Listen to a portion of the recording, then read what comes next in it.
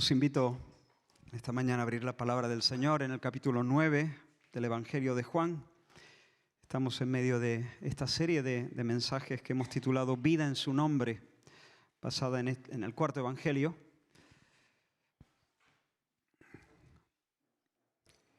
Y antes de hacer la lectura me gustaría orar una vez más, invitarte a clamar al Señor. Señor, ahora que abrimos tu palabra, queremos que tú nos des la gracia de estar expectante en ti, de esperar lo mejor de ti. Arranca, Señor, toda incredulidad. Solo tú sabes, Señor, cuánta fatiga, cuánto cansancio, cuánto aburrimiento, cuántas cadenas, cuánta incredulidad, Señor, cuánta arrogancia puede haber en nuestros corazones. Pero te pedimos que vengas y nos visites. Y tú, Señor, nos salves. Envía tu luz y tu verdad. Estas nos guiarán. Que tu Espíritu Santo obre en lo más profundo de nuestros corazones. Que este sea, Señor, un encuentro contigo. Dame gracias para honrarte por medio de este mensaje. No quiero traer una pieza de arte, sino un trozo de pan. Te pedimos que tú nos ayudes a alimentarnos con tu verdad. A mí y a mis hermanos. En el nombre de Jesús, reprende a Satanás. Reprende al devorador que viene para arruinar tu obra en nosotros. Véncenos. En el nombre de Jesús. Amén. Vamos a leer todo el capítulo. Sé que es una lectura larga, pero no me voy a disculpar por eso. Es la palabra de Dios. Aquí no hay nada ninguna espina que sacar de aquí. Estos 41 versículos que vamos a leer, esta es palabra de Dios. Luego de la lectura tendréis que juzgar, tendréis que sopesar si lo que yo digo se corresponde a la palabra del Señor. Pero aquí en la lectura voy seguro. Escuchemos entonces la palabra del Señor con reverencia, con expectativa, con cariño, con amor. Dice la palabra del Señor: al pasar Jesús vio a un hombre ciego de nacimiento. Y le preguntaron sus discípulos diciendo: Rabí, ¿quién pecó, este o sus padres, para que haya nacido ciego? Respondió Jesús: no es que pecó este ni sus padres, sino para que las obras de Dios se manifiesten en él. Me es necesario hacer las obras del que me envió, entre tanto que el día dura. La noche viene cuando nadie puede trabajar. Entre tanto que estoy en el mundo, luz soy del mundo. Dicho esto, escupió en tierra e hizo lodo con la saliva y untó con el lodo los ojos del ciego y le dijo: ve a lavarte en el estanque de Siloé, que traducido es enviado. Fue entonces y se lavó y regresó viendo. Entonces los vecinos y los que antes le habían visto que era ciego decían: ¿no es este el que se sentaba y mendigaba? Unos decían: él es, y otros: a él se parece. Él decía: yo soy. Y le dijeron: ¿cómo te fueron abiertos los ojos? Respondió él y dijo: aquel hombre que se llama Jesús hizo lodo, me untó los ojos y me dijo: ve al Siloé y lávate. Y fui y me lavé y recibí la vista. Entonces le dijeron: ¿dónde está él? Él dijo: no sé. Llevaron ante los fariseos al que había sido ciego. Y era día de reposo cuando Jesús había hecho el lodo y le había abierto los ojos. Volvieron pues a preguntarle también los fariseos cómo había recibido la vista. Él les dijo: me puso lodo sobre los ojos y me lavé y veo. Entonces algunos de los fariseos decían: ¿cómo puede un hombre ese hombre no procede de Dios porque no guarda el día de reposo? Otros decían: ¿cómo puede un hombre pecador hacer estas señales? Y había disensión entre ellos.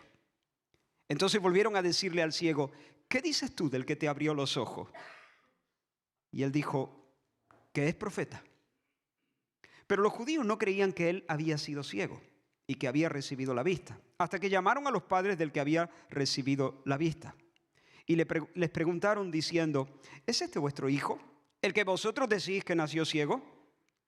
¿Cómo pues ve ahora? Sus padres respondieron y les dijeron: sabemos que este es nuestro hijo y que nació ciego, pero cómo ve ahora no lo sabemos. o quién le haya abierto los ojos, nosotros tampoco lo sabemos. Edad tiene. Preguntadle a él. Él hablará por sí mismo. Esto dijeron sus padres porque tenían miedo de los judíos, por cuanto los judíos ya habían acordado que si alguno confesase que Jesús era el Mesías, fuera expulsado de la sinagoga. Por eso dijeron sus padres, edad tiene, preguntadle a él. Entonces volvieron a llamar al hombre que había sido ciego y le dijeron, da gloria a Dios. Nosotros sabemos que ese hombre es pecador. Entonces él respondió y dijo, si es pecador no lo sé. Una cosa sé, que habiendo yo sido ciego, ahora veo. Le volvieron a decir, ¿qué te hizo? ¿Cómo te abrió los ojos? Y él le respondió, ya os lo he dicho, y no habéis querido oír. ¿Por qué no queréis oír otra vez? ¿Queréis también vosotros haceros sus discípulos? Y le injuriaron y dijeron, tú eres su discípulo, pero nosotros discípulos de Moisés somos. Nosotros sabemos que Dios ha hablado a Moisés, pero respecto a ese, no sabemos de dónde sea. Respondió el hombre y les dijo, pues eso es lo maravilloso, que vosotros no sepáis de dónde sea, y a mí me abrió los ojos. Y sabemos que Dios no oye a los pecadores, pero si alguno es temeroso de Dios y hace su voluntad, a ese oye. Desde el principio no se ha oído decir que alguno abriese los ojos a uno que nació ciego. Si éste no viniera de Dios, nada podría hacer. Respondieron y le dijeron, ¿tú naciste del todo en pecado y nos enseñas a nosotros? Y le expulsaron. Oyó Jesús que le habían expulsado y hallándole le dijo, ¿crees tú en el Hijo de Dios? Respondió él y dijo, ¿quién es, Señor, para que crea en él? Le dijo Jesús, pues le has visto, y el que habla contigo, él es. Y él dijo, creo, Señor, y le adoró. Dijo Jesús, para juicio he venido yo a este mundo, para que los que no ven, vean, y para los que ven, sean cegados. Entonces algunos de los fariseos que estaban con él, al oír esto, le dijeron, ¿acaso nosotros somos también ciegos? Jesús les respondió, si fuerais ciegos, no tendríais pecado, mas ahora porque decís vemos, vuestro pecado permanece.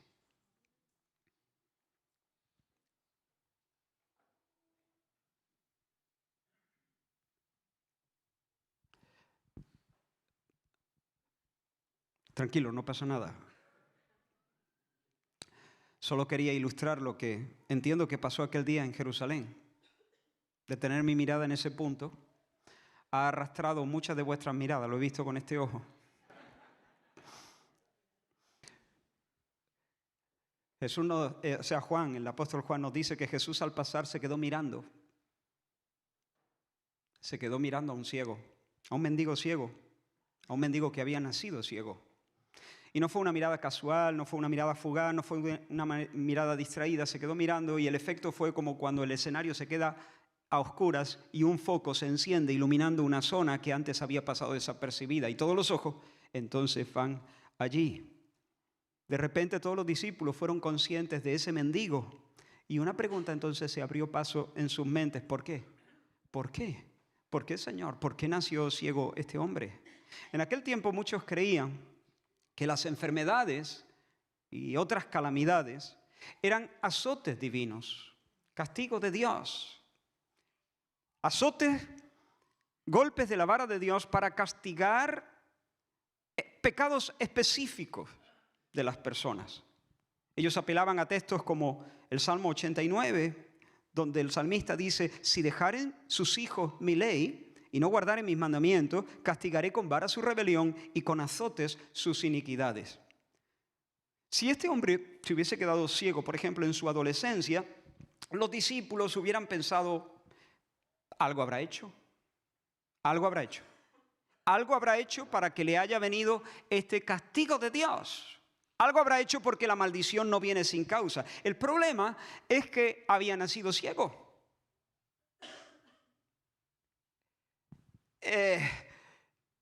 ¿Quién pecó?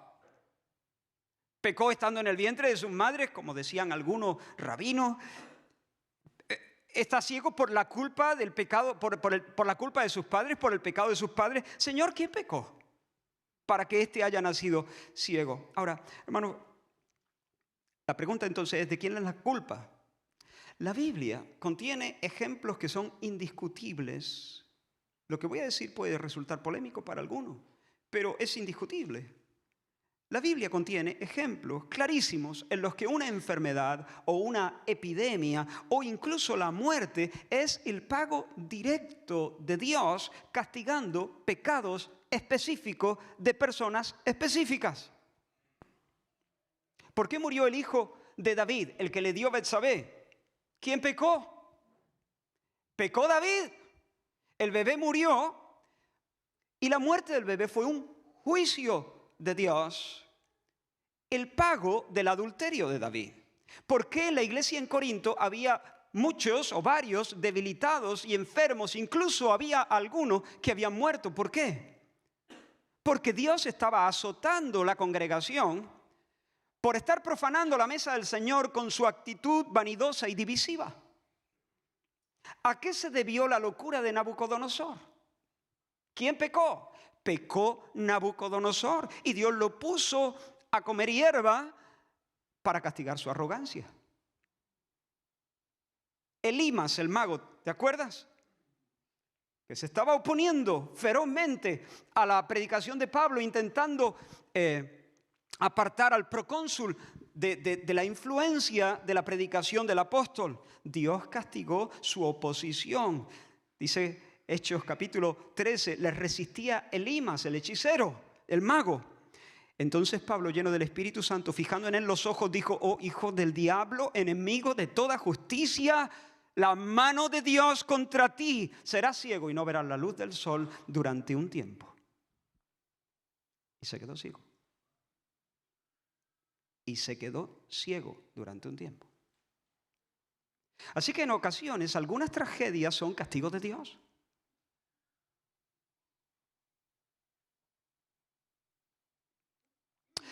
En última instancia, toda calamidad y todo sufrimiento es consecuencia de la rebelión de nuestros padres. En última instancia, en una última lectura, existe el sufrimiento porque existe el pecado, porque nuestros padres se rebelaron, porque nuestra raza se rebeló contra Dios. Sin embargo, hermanos, Jesús deja claro que no toda enfermedad, no toda desdicha es un castigo directo de Dios. Los discípulos le preguntan: ¿quién pecó, este o sus padres? ¿Quién es la culpa? ¿Quién pecó? Y Jesús les dice: ni este ni sus padres, ninguna de las dos cosas. En otras palabras, esta ceguera de este hombre no es un castigo de Dios, no es un azote. La del hechicero Elimas sí, ese fue un juicio de Dios. La de este hombre que nació ciego no.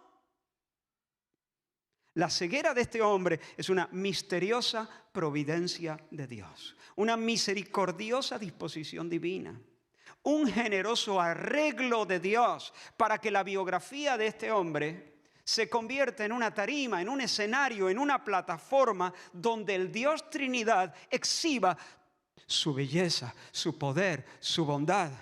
Nació ciego para que las obras de Dios luzcan en él, se manifiesten en él. Quiero deciros, hermanos y amigos que estáis aquí, tal vez haya aquí, bajo este techo, en estos momentos, alguien cuya enfermedad o debilidad sea el azote severo de Dios. No lo sé, pero no lo descarto.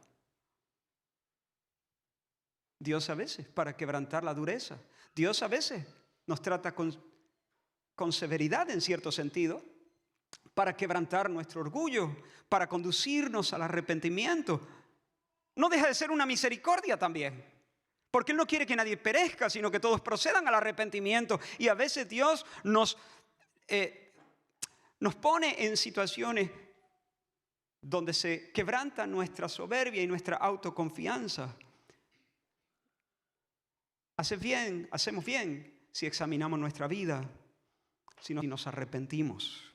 Pero posiblemente los sufrimientos que se ciernen sobre ti, enfermedades, carencias emocionales, abusos que han desconcertado tu alma, injusticia, rechazo sufrido, envidias sufridas, maltrato, decepciones, necesidades económicas, seguramente no sean castigos de Dios. Tal vez sí. Posiblemente no. Yo creo que en la mayoría de los casos no son castigos de Dios. sino escenarios de gracia. Escenarios de gracia. Oportunidades, ocasiones diseñadas por el cielo para que veas la gloria de Dios y los que están a tu alrededor vean la gloria de Dios. Son medidas de sufrimiento bien pensadas, bien calibradas para hacer de tu vida, como he dicho, un escenario donde Dios se suba y se muestre grande y se te dé a conocer. Mostrándose grande, Él se te dé a conocer a ti de un modo muy personal, muy íntimo, destilando sobre tu propia alma consuelos dulcísimos que no podrías conocer de otra manera.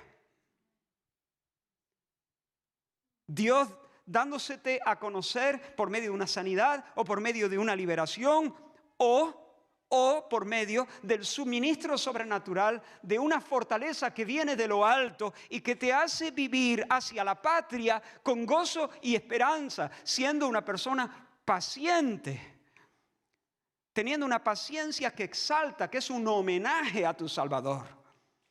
¿Por qué nació ciego? ¿Por qué? La pregunta correcta, ¿cuál es? ¿Para qué? ¿Cuál es la idea del Señor? ¿De qué manera quiere glorificarse? ¿Qué es lo que se propone el Señor? Así que deja de preguntarte, en estos casos, de quién es la culpa. Abraza el buen propósito de Dios para tu vida. Y tal vez alguien se pueda sentir un poco molesto. Pensando bien esto, tú dices, bueno, espera. Es irritante pensar que Dios pueda disponer una ceguera congénita, regalarle a una persona 15, 20 o 30 años de ceguera, regalarle una niñez a oscura, una vida privada de 1.000.000 de placeres, regalarle la condición humillante de ser un mendigo en Jerusalén para lucir su poder. Oye, prefiero no ser ciego. No, gracias. Pero el que piensa así no sabe lo que dice. No sabe lo que dice. El salmista dijo, mejor es tu misericordia que la vida. Mejor es tu misericordia que la vida. Mis labios te alabarán. Cuando Dios sana o cuando Dios fortalece, la restauración física es lo de menos. Lo más precioso es el abrazo misericordioso que uno recibe cuando experimenta el toque sanador del Señor. Lo más precioso es el impacto de su amor. Lo más precioso es la canción que Dios nos canta al oído cuando hace un milagro en nuestras vidas. Y entonces, cuando Dios te canta esa canción al oído, cuando recibes el impacto de la misericordia, las lluvias, los diluvios de la misericordia de Dios, entonces tú puedes decir definitivamente, mejor es tu misericordia que los placeres de la vista. Mejor es tu misericordia que la estabilidad económica. Mejor es tu misericordia que toda la gama de consuelos que puedo disfrutar debajo del sol. Mejor es tu misericordia. Claro, yo estoy de acuerdo. Tal vez no merezca la pena nacer ciego para recobrar la vista súbitamente. Pero es que el milagro no va de recobrar la vista. El milagro va de conocer las entrañas de Dios. El milagro va de conocer las entrañas de Dios. Y entonces sí vale la pena, porque mejor es conocer tus entrañas que la vida. Así que ante la pregunta de los discípulos, Jesús les dice, este hombre nació ciego por designio divino, no por haber pecado ni él ni sus padres, porque Dios quiere darse a conocer sobre el escenario de su vida. Pero, hermanos, el Señor no se queda ahí.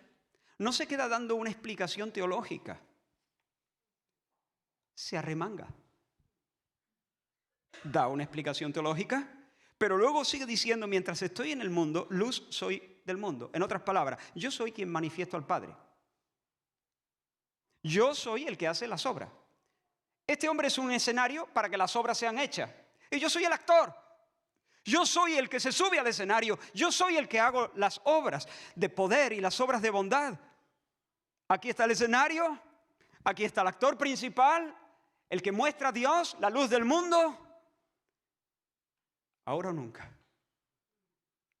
El momento es ahora, el momento es aquí, El momento es ya, porque la noche viene, dice. La noche viene. Y así como los jornaleros tienen que aprovechar, claro, eso no tiene mucho sentido hoy en día que tenemos luz eléctrica, pero entonces sí.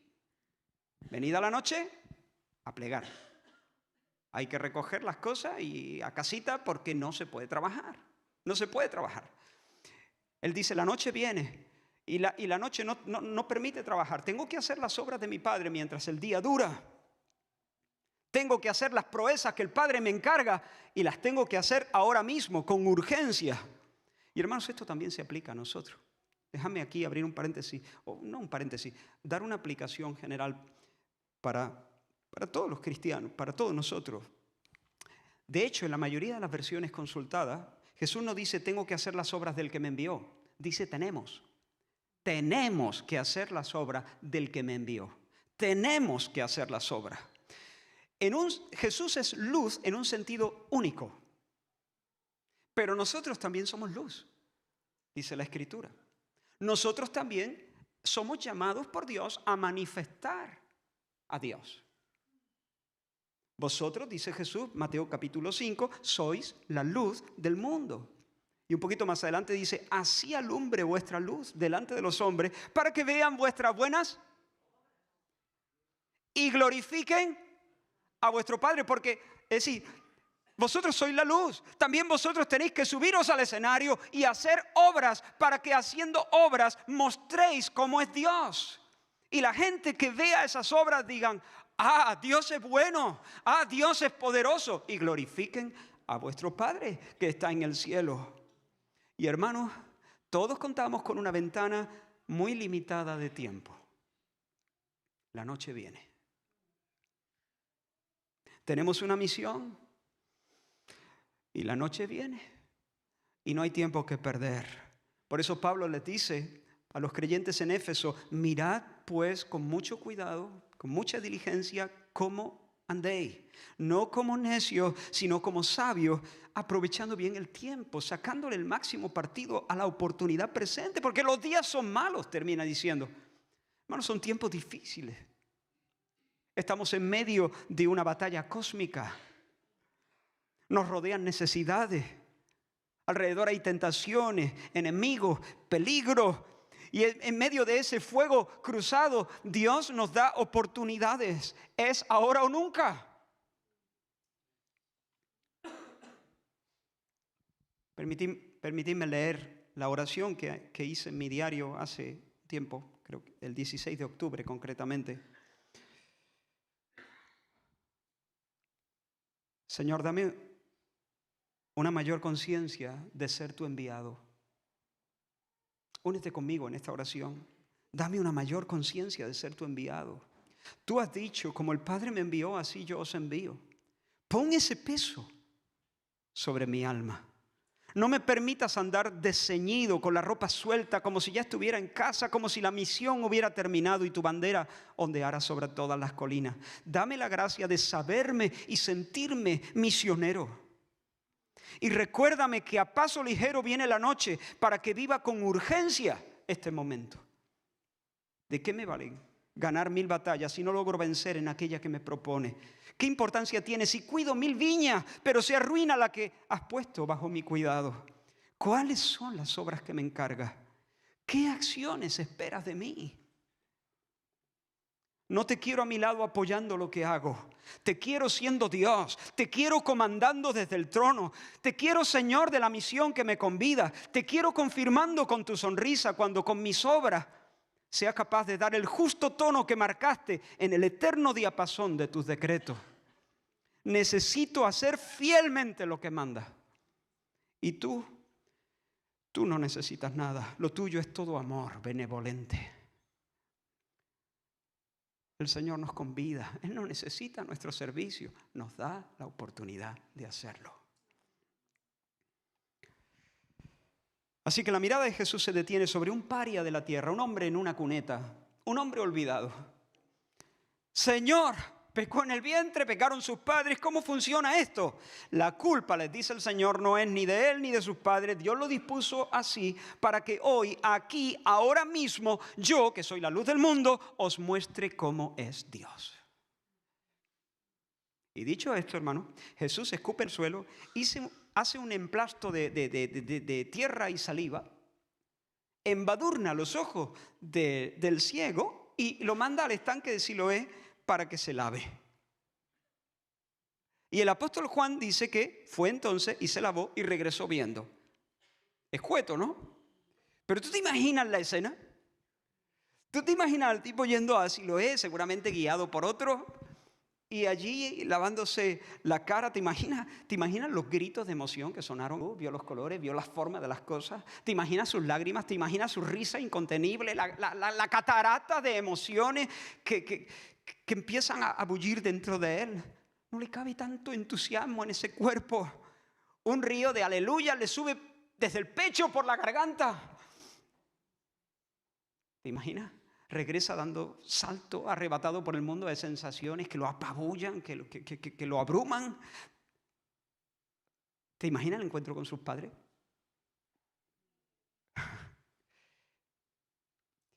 Pues la cosa solo acaba de empezar. La cosa no ha hecho más que empezar. Piensa un momento en el extraño modo de actuar de Jesús. ¿Por qué Jesús unge los ojos del hombre con barro amasado con su propia saliva? ¿Por qué? ¿Por qué Jesús no lo acompaña al estanque y prefiere no estar cuando sucede el milagro? ¿Por qué Jesús simplemente desaparece y, lo pongo entre comillas, claro, no da la cara hasta por lo menos 2 días después o 3? ¿Por qué?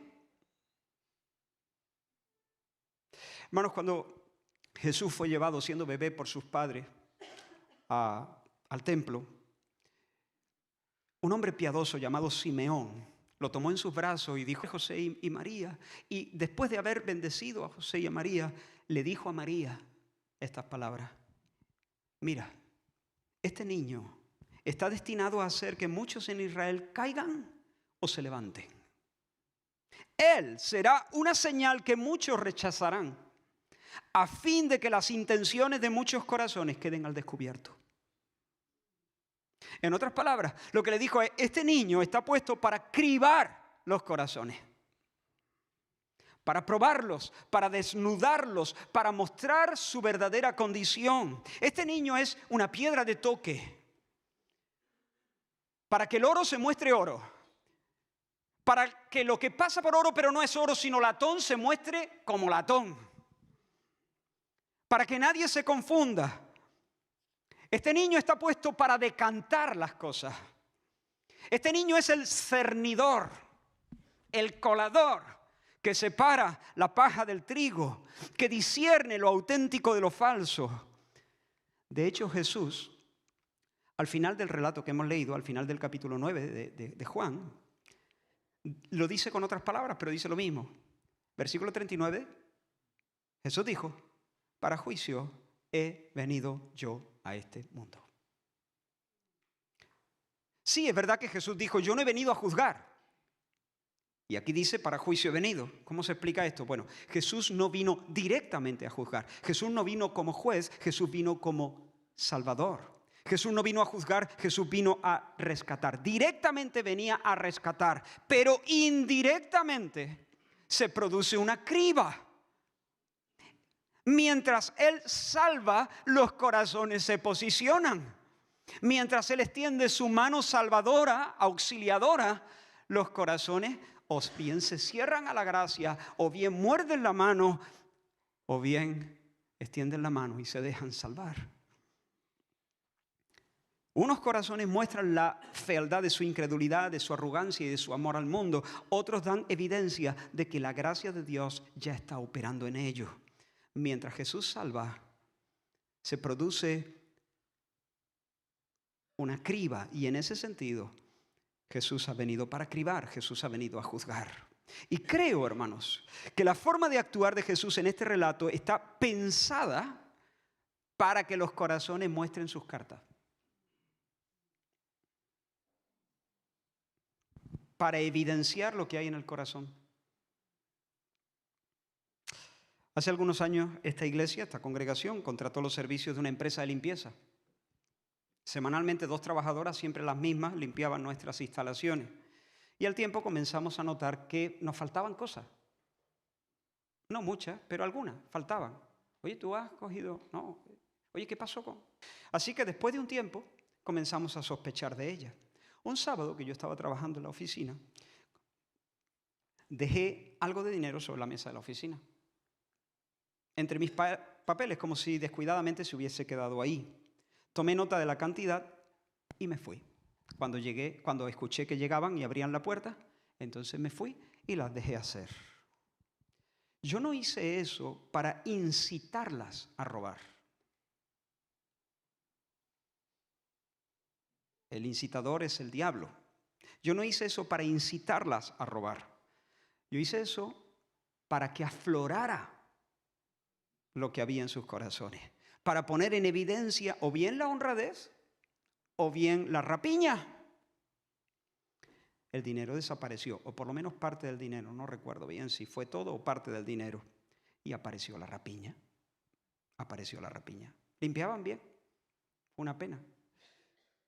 Pero no fue una pena porque limpiaran bien, fue una pena porque ensuciaron sus almas.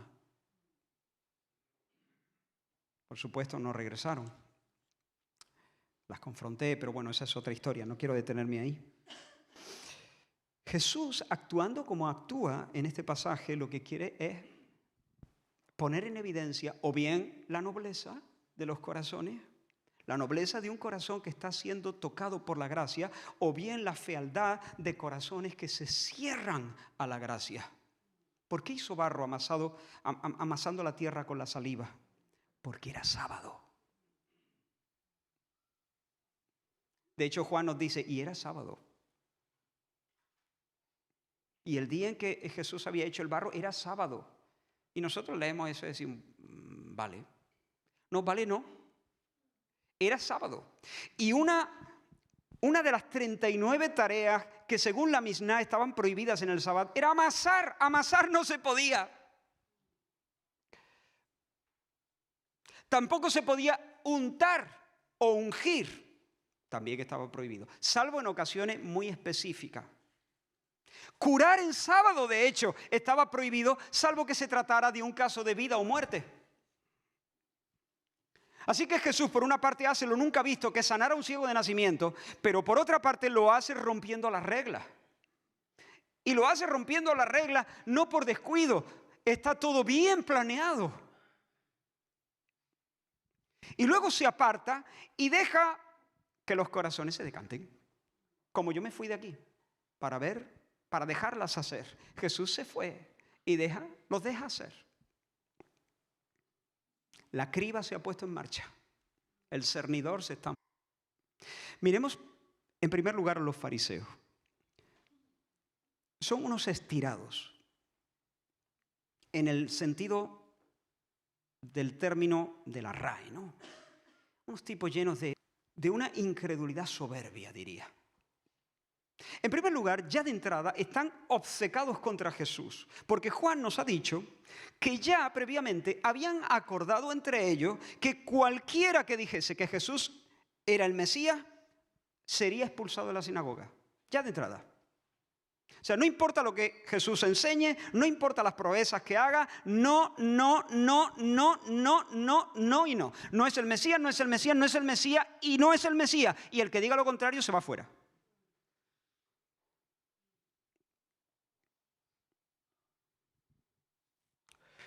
Irse fuera de la sinagoga, ser expulsado de la sinagoga es ser cancelado completamente de la sociedad de aquel tiempo.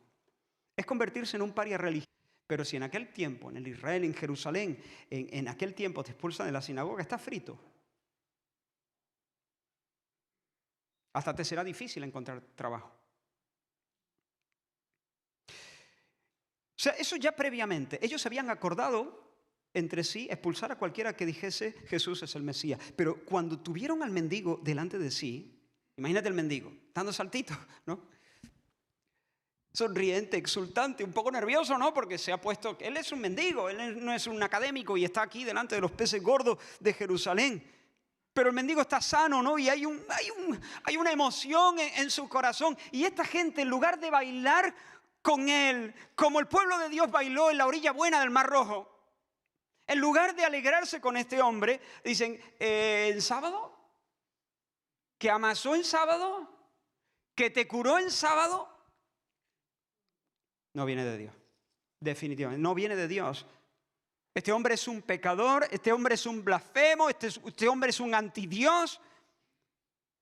Es verdad que al principio Juan nos dice que hubo un poco de disensión entre ellos, hubo una cierta discusión allí, porque algunos sobrecogidos por ese milagro preguntaban, oye, no viene de Dios, es un pecador, pero si no viene de Dios, si Dios no está con él, si Dios no lo respalda, si Dios no está de su parte, ¿cómo puede hacer un milagro así? ¿Cómo puede? Pero se ve que finalmente lo que quedó es que el hombre es pecador. El hombre es pecador. Punto final. Seguramente este tipo no estaba verdaderamente ciego. Y nos dice que dudaban de que realmente ese hombre hubiese nacido ciego. A lo mejor todo es teatro, o una exageración, o un malentendido, o una mezcla de esas tres cosas. Vamos a llamar a sus padres. Y así lo hicieron, llamaron a los padres. Pero después, tras corroborar con los padres que el hombre sí era ciego y además era ciego de nacimiento y que la visión le había sido restaurada de manera repentina, súbita, llamaron de nuevo al mendigo y lo pusieron bajo juramento. Da gloria a Dios, era una manera de decir, di la verdad. Te conjuramos solemnemente a que digas la verdad. A ver, nos alegra mucho que estés ciego, etcétera. Nos alegra mucho que estés ciego y todo eso, pero nosotros sabemos, les dice, nosotros sabemos que este hombre es pecador, eso no se discute. Así que partimos de este hecho. Partimos del hecho de que ese Jesús es pecador. Así que vamos a repasar lo ocurrido. ¿Te das cuenta lo que quieren hacer con este hombre? Quieren obligarle a admitir su versión anticristo. Quieren domesticarlo. Quieren hacerlo un hijo del infierno también. Terminaron insultándole, le injuriaban, dice. Insultándole. Y vejándole, humillándole. Tú nos vas a dar lecciones a nosotros. Tú que eres un cacho de pecado, eres todo pecador desde tu nacimiento, les dice. Desde que naciste eres pecado con pecado encima. Y te vas a poner a darnos lecciones. Lecciones de ti ni una. Fuera, estás expulsado, este no es tu sitio. No tienes parte ni suerte en la comunidad del pacto y ya nos encargaremos nosotros de que toda la ciudad sepa de que te hemos echado. Hermano, escucha, la profecía se estaba cumpliendo delante de la cara de esos fariseos. Isaías había profetizado, Dios mismo vendrá y os salvará. Entonces los ojos de los ciegos serán abiertos. Dios mismo vendrá y os salvará. Entonces los ojos de los ciegos serán abiertos. Nunca jamás en el Antiguo Testamento no hay ningún caso de un ciego sanado de nacimiento. Pero Isaías había dicho, Dios vendrá viendo la profecía delante de sus ojos. Hermano, era blanco y en botella. Pero en un repliegue de locura, en lugar de reconocer lo evidente, en lugar de decir blanco y en botella, leche. Leche, blanco y en botella, leche. Ellos dicen blanco y en botella, veneno, veneno. Se ponen tiesos y dicen veneno. Hay que ser soberbio. El leche lo saben. Lo saben, pero de manera consciente, deliberadamente, descaradamente, de forma maliciosa, retienen la verdad, combaten la gracia, se enrocan en su testarudez y blasfeman contra el Espíritu Santo. Ese es el pecado imperdonable. Cuando llega un momento donde Dios te dice, así, veneno, pues veneno. Para ti el duro, para ti la peseta. Cuando el Espíritu Santo hace eso, la suerte está echada. El corazón se endurece de tal manera, se menosprecia de manera tan grave al Espíritu Santo, que el Espíritu Santo, que es aquel que convence de pecado, se retira para siempre. Y la suerte de la persona no puede ser otra, sino caer a plomo en la negrura de la esclavitud al pecado. Punto final. Hermano, nuestra sociedad Es muy distinta a la de entonces. Y hoy la arrogante incredulidad de los fariseos se expresa de forma diferente. Al igual que ellos, los fariseos, concluyeron que Jesús no podía venir de parte de Dios porque rompía el sabbat. Cuando, hermanos, lo que Jesús rompía no era el sabbat. Era la ridícula normativa que los hombres con las que... No, es que rompe el sabbat. Jesús no estaba rompiendo el sabbat. Jesús estaba guardando el sabbat. De hecho, me parece, es una genialidad, es una maravilla. Eso es guardar el sabbat. Traer libertad, vista a los ciegos. Sabbat de descanso. Pregúntale a ese hombre si recibió descanso ese día. Jesús está guardando el sabbat. Pero ellos dicen, no puede venir de Dios este hombre, imposible que venga de Dios. Dios no lo respalda, Dios no está con él porque viola el sabbat. Igual que ellos estaban razonando de esa manera, hoy algunas personas, algunos religiosos, algunos evangélicos espiritualoides, y perdonadme, no quiero que suene como una burla, pero sí como una denuncia. Burla no, denuncia sí. Algunos están diciendo, no puede venir de Dios, eso no puede venir de Dios. Definitivamente eso no puede venir de Dios porque atenta contra el amor. No, perdón. No atenta contra el amor, atenta contra tu concepto hollywoodiense de amor. Dios nunca manda nada que atenta contra el amor. Dios nunca pide nada que pone en riesgo la felicidad de nadie.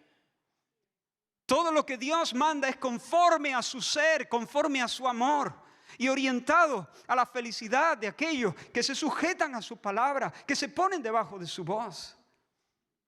Pero decir, no, Dios no puede pedirle a esa persona que siga con su esposo, con ese hombre, no puede. Dios no puede complicarle la vida así a las personas. Eso no viene de Dios.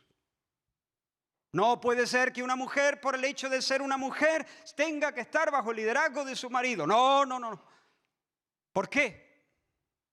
Eso va en contra de la dignidad. Dios no hace cosas contra la dignidad. El tema es que estás ciego y no sabes ni lo que es el amor, ni lo que es la dignidad, ni lo que es la felicidad de las personas.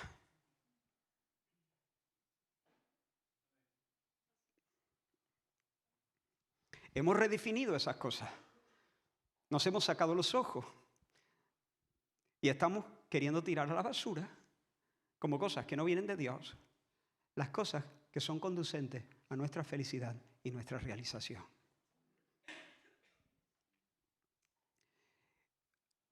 Y hermanos, Dios va a permitir, es más, Dios va a provocar,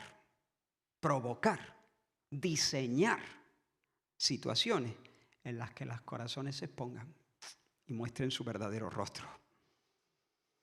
Y algunos, tristemente, van a llamar pecadores a los fieles y los van a descalificar y los van a expulsar y los van a cancelar, mostrando así su ceguera y su perdición. Pero echemos un vistazo por un momento rápidamente a los padres del ciego o del ex ciego. Imagino que esos hombres estaban, como todos los padres, querrían a su hijo y se alegrarían mucho de lo que le había ocurrido. Supongo que se lo habían pedido a Dios 1.000.000 de veces.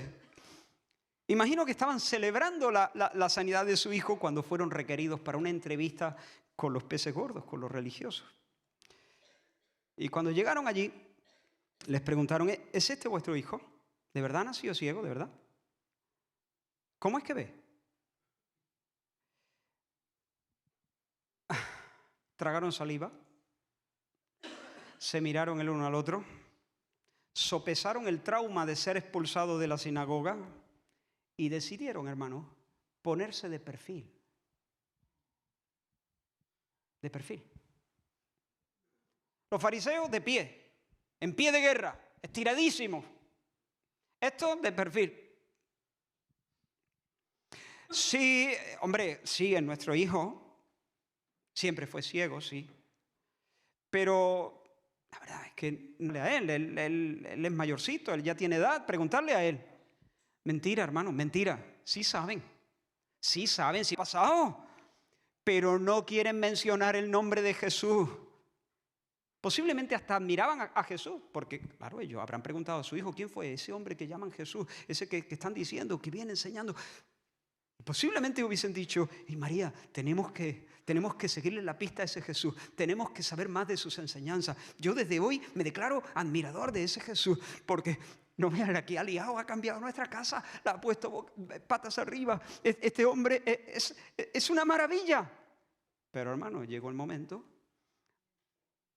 donde tuvieron que enfrentarse al pressing de los fariseos, que era el pressing de toda la sociedad, el mundo contra ellos.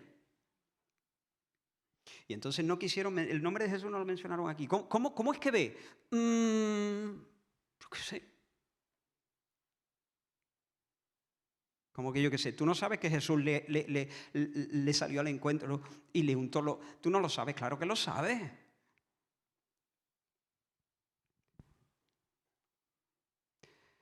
Pero asumir el riesgo de perder su reputación delante de los líderes, delante de su generación, eso era demasiado. Y hermano, esta es la triste estampa de muchos. Y es posible que sea la triste estampa de algunos que estáis aquí. No quiero sonar ofensivo, ni mucho menos. Pero tengo que decir, tengo que dejar que la palabra de Dios nos corte, ¿no? Muchos confiesan a Cristo mientras confesar a Cristo no les causa problema. Pero cuando aumenta la presión en casa,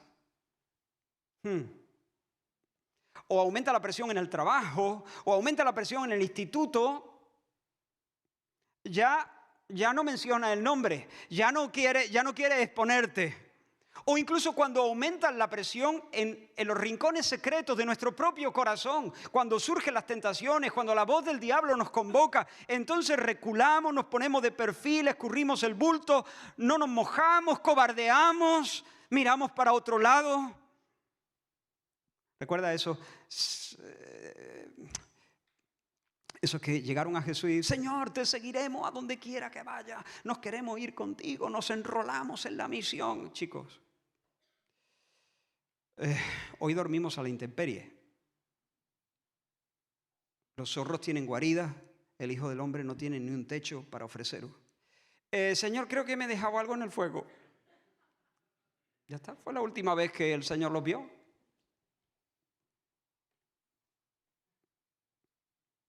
Amén, aleluya, con todo. Aquí estoy, con manos alzadas vengo, pues tú todo lo hiciste por mí. El domingo por la tarde se evapora. El lunes por la mañana seguimos a nuestro ritmo. Porque no queremos el gesto serio de nuestros padres, de nuestros iguales en el instituto, porque no queremos pagar el precio en el trabajo, porque no queremos asumir el costo de ser identificados con el crucificado. En el caso de los fariseos, la incredulidad y el orgullo los mantuvo en una estúpida cerrazón contra el Señor. El temor al hombre. Y sacrificaron la verdad para no perder la aprobación y el estatus, porque amaban más que al Señor. Ambos, los padres y los fariseos, estaban lejos de amar al Señor. Pero miremos un momento al ciego. En su caso, la prueba, recuerda que el Señor está cribando. Estos dos ya han caído, los fariseos y los padres. Pero la prueba, en el caso de él, manifestó la nobleza de un corazón que estaba siendo tocado y conquistado por la gracia. Caminó hasta el estanque, en primer lugar, con una mascarilla facial de barro y saliva. Amigo, yo me imagino la escena, ¿no? La voy a tunear un poco. Amigo, ¿quiere una toallita? No, gracias. Voy al estanque de Siloé a lavarme para quitarte el barro. Sí, sí hace falta. ¿Por qué? Porque Jesús me ha dicho que me lave en el estanque de Siloé. Yo me imagino, hermano, al diablo diciéndole al ciego, vamos a ver, esto ya es lo que te faltaba. No solamente eres el ciego de Jerusalén, ahora eres el bufón de Jerusalén. El ciego y el bufón. Pero no ves que están montando un numerito, yendo en plena calle, ciego, allí palpando, con los ojos embadurnados de barro y saliva además. Tú no te das cuenta de que esto es una novatada, que Jesús se está riendo de ti. Tú no te das cuenta, a ver amigo, esto en mi pueblo se llama recochineo. Pero hermano, no es recochineo. El Señor, ¿qué está haciendo? ¿Por qué hace estas cosas el Señor? Porque el Señor de esta manera está probando su obediencia y está probando este hombre. Mientras los fariseos están estirados diciendo, nosotros sabemos, nosotros somos discípulos de Moisés, nosotros somos los guías de ciegos, nosotros entendemos las cosas, nosotros discernimos perfectamente. Mientras ellos, los fariseos, iban de expertos, este hombre no tiene reparo en recorrer las calles de Jerusalén con un antifaz de barro. Y con cada paso, señores, yo soy el inválido. Yo soy el hombre dependiente. Jerusalén con la cara llena de barro y saliva. No hay gloria para los que se exaltan serán humillados. Los que se humillan serán exaltados. Y luego cuando lo llevan delante de los fariseos, tú imagínate ese mendigo que no ha estudiado, que no ha leído, delante de esa gente tan súper influyentes, los superdotados. Y cuando le preguntan, hay un momento cuando ellos están discutiendo y le preguntan, ¿y tú qué dices? ¿Tú qué dices del que te abrió los ojos? Y en lugar de estirarse como ellos y decir, a ver, es verdad, quebrantar el sábado ha quebrantado y sí, mal hecho.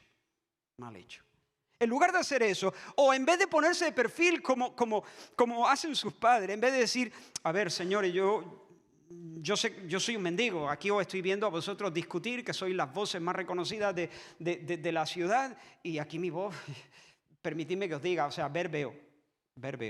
Yo he sido discutiendo y tal, yo aquí no me meto, porque yo soy un hombre, mira, hasta la Biblia dice que cuando el necio calla, pasa por sabio. Eso es lo que voy a hacer, yo me callo, vosotros decidís la cuestión, porque yo no sé. Este hombre dice, yo digo que es profeta. Claro, nosotros decimos, poco has dicho, ya es que todavía no ha recibido una revelación, pero de su generación.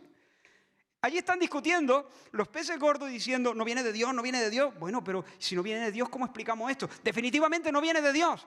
Y cuando has preguntado, dice, definitivamente sí viene de Dios. Él es profeta, él es un enviado de Dios. ¿Te das cuenta? Decir él es profeta es plantarse, identificarse con Jesús, defender su nombre. Y cuando le arrinconan y le dicen, mira, mendigo, nosotros sabemos que él es pecador. Eso ya ni lo nombre. Él dice con audacia, una de las perlas, ¿no? de estos episodios, ¿no? Vosotros sabéis que el hombre es pecador. Y yo lo que sé es que yo estaba ciego y que ahora veo. Eso es lo que yo sé. Y el ex ciego dice, mira, esto es una tontería, esto es inútil. Es inútil que sigamos removiendo el tema porque ¿acaso también vosotros queréis ser sus discípulos? Dando a entender, dice, ¿acaso vosotros también? Dando a entender que, porque yo me voy con él. Yo he puesto ya la proa hacia el discipulado. Yo voy a ser su discípulo, pero vosotros queréis también ser su discípulo, ¿a qué no? Yo creo que la pregunta está hecha en ese sentido. Yo sé que no. Yo sé que no me lo estáis preguntando porque vosotros queráis ser sus discípulos. Vosotros no queréis ser sus discípulos, ¿a qué no? Pues ¿qué sentido tiene que yo repita otra vez las mismas cosas? ¿Qué sentido tiene que yo vuelva a contar mi testimonio cuando vosotros no tenéis interés realmente en Jesús? Lo que queréis es desmontar lo que ha pasado. Falsear la verdad. Contra él a la yugular como hienas desesperadas, ¿no? Y los insulta. Y entonces él los confronta y les dice, lo más alucinante de todo, no es que yo haya recibido la vista, sino que vosotros sigáis diciendo que no sabéis de dónde viene el hombre que abre los ojos. Esto sí que es increíble. Pues ¿de dónde va a venir? De Dios. El hombre que abre los ojos viene de Dios y vosotros decís que no sabéis de dónde viene. Eso sí que es alucinante. Dios no respalda a los pecadores. Dios no escucha a los que están en su contra. Dios oye a los piadosos. Si Jesús no tuviera el respaldo de Dios, no podría haber hecho lo que ha hecho. por el amor de Dios, estáis ignorando el elefante en medio de la habitación. Eso sí que es alucinante. Lo increíble no es el milagro que yo he recibido. Lo increíble es vuestra tosudez, vuestra incredulidad arrogante y recalcitrante. Suena feo. Y hermanos, cuando lo expulsan, ¿qué hace el hombre cuando lo expulsan? No nos dice a dónde va. Pero lo expulsan, lo terminan expulsando. Y eso significa que no reculó. Cuando le dijeron, pues queda fuera. No dijo, perdón, mira, me quiero desdecir. Si hubiera sido como sus padres, si hubiese amado más su propio nombre, si hubiera amado más su estatus, hubiese reculado. Y cosa a ese extremo. Ya tienes la salud. ¿Tienes la salud o no? Ya tienes la salud. Si tú matizas tu testimonio, si tú diluyes un poco el tema, si tú le sigues un poco las cuerdas de esto, te vas a quedar sano y en la sinagoga. No fuerces las cosas. No seas tan talibán. No lleves las cosas. Puedes nadar y guardar la ropa. Puedes ser aceptado y vivir como un hombre sano. Pero hermano, eso es imposible para este hombre. Imposible. Porque su alma se ha quedado enganchada, atada a Jesús con las cuerdas de razón. Y cuando la gracia se percibe, se recibe como gracia y se percibe como gracia, hace florecer en el alma la gratitud. Despierta.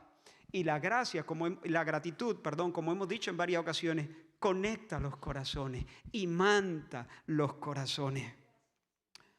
Se dice que Policarpo, posiblemente obispo en la iglesia de Esmirna, un discípulo directo de Juan, el apóstol Juan, en el año 155, se le pidió que dijese, César es Señor, pero rehusó hacerlo. Y dice William Hendrickson que llevado al estadio, el procónsul le instó diciendo, jura, maldice a Cristo y te pongo en libertad. Policarpo le respondió, 86 años le he servido y nunca me ha hecho sino bien.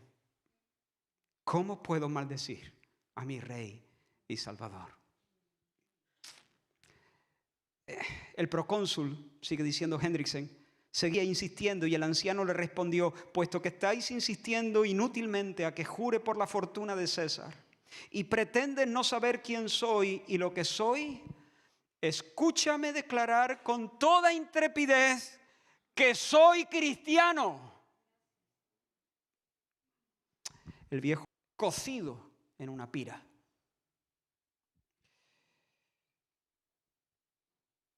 Pero él dice, ¿cómo voy a hacerlo?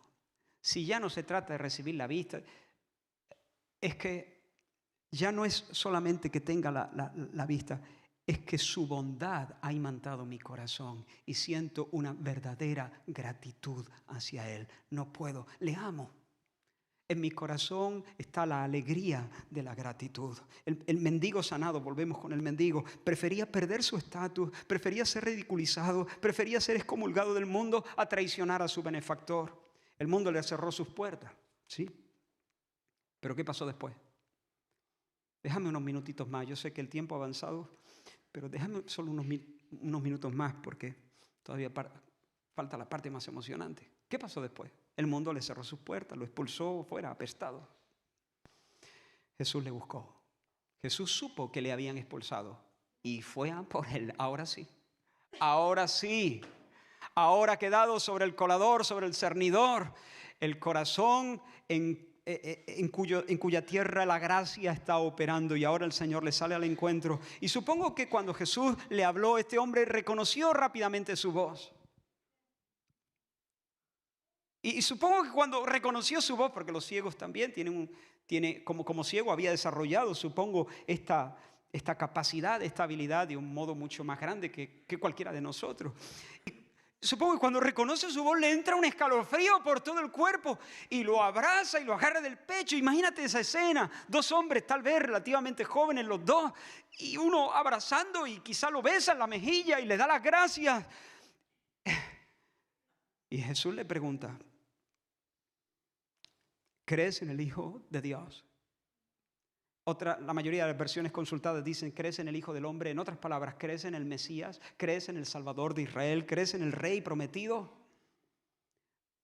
Y él, que lo tiene como un profeta, que lo tiene como un enviado de Dios, dice, dime quién es y creo, dime quién es, señálame quién es. Le estás viendo.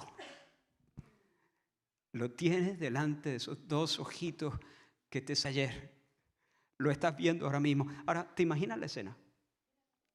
Ahora sí que ha recibido la vista. Ahora sí. Ahora sabe que el Dios del universo se le quedó mirando. Cuando él solo era un Dios inmensurable, tocó sus ojos y con ese milagro le cantó su amor al oído. ¿Te imaginas sus lágrimas? ¿Te imaginas su risa incontenible? ¿Te imaginas la catarata de emociones estallando en su pecho? No le cabe tanto entusiasmo en ese cuerpo. Un río de aleluya le sube por la garganta y se tiende horizontal sobre la tierra en adoración reverente, en adoración más humana y más satisfactoria. Adoración.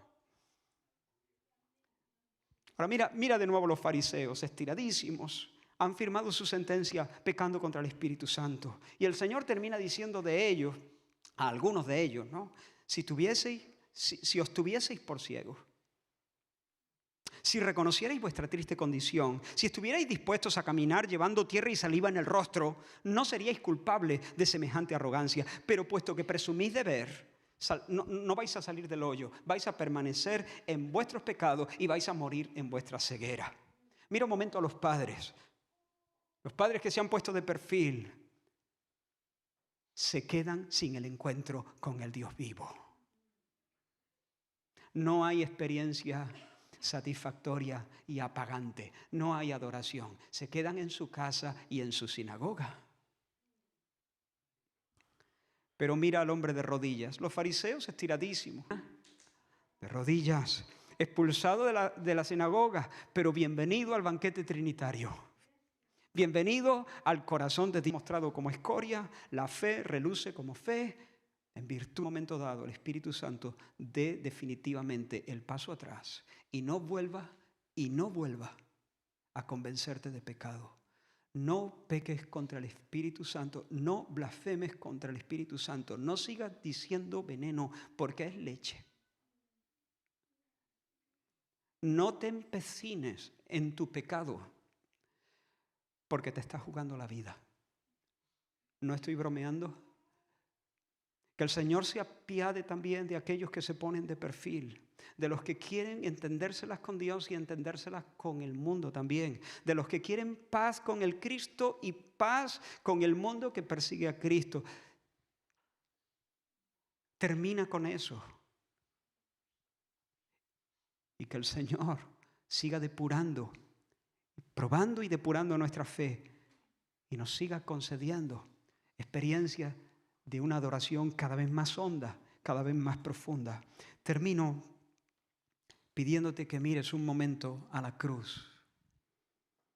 En el centro de esos 2 criminales hay un hombre agonizante sobre las maderas de la cruz, de esa cruz.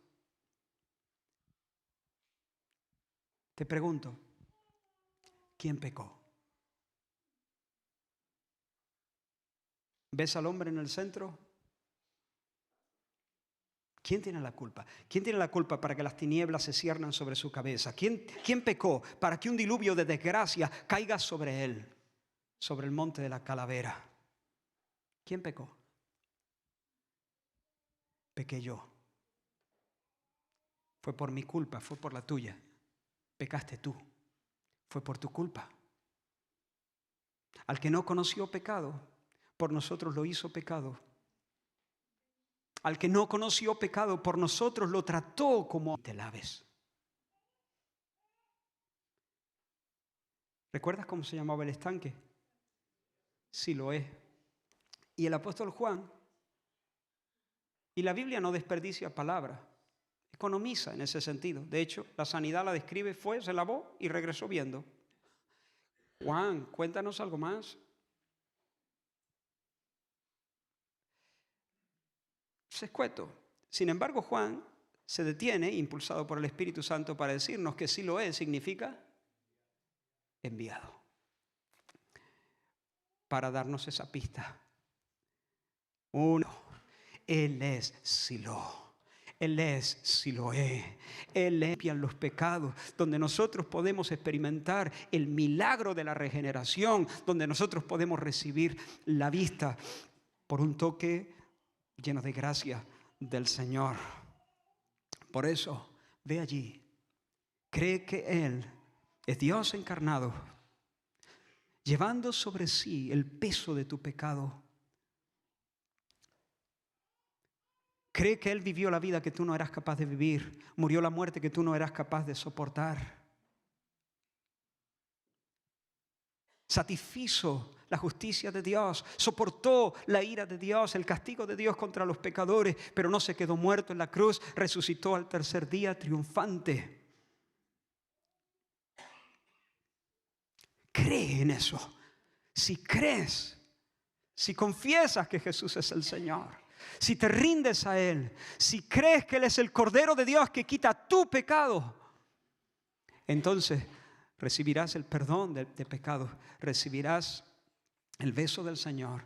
Dios te dará un corazón nuevo, te aceptará como hijo. Y en esto notarás si has recibido el milagro. Lo vas a notar en esto. Si realmente has visto, si realmente has sido regenerado, nacido de nuevo por el soplo omnipotente de Dios, si realmente te has convertido de corazón al Señor y eres una nueva criatura, adorarás. Adorarás. Estarás, como dice el estado de WhatsApp de mi hijo Elías,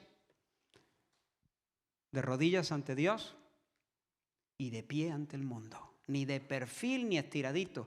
Estiradito ante el mundo. No estiradito, sino de pie. Firme. No como agua. No como ese eslogan, be water, my friend. No. No me adapto. Soy un cubito de hielo, en todo caso. No me adapto. No me acomodo. De pie ante el mundo, de rodillas solamente ante Dios. He decidido seguir a Cristo y no vuelvo atrás. Y cuando las presiones en el móvil, ¿no?, vienen, los entretenimientos, las historias turbias,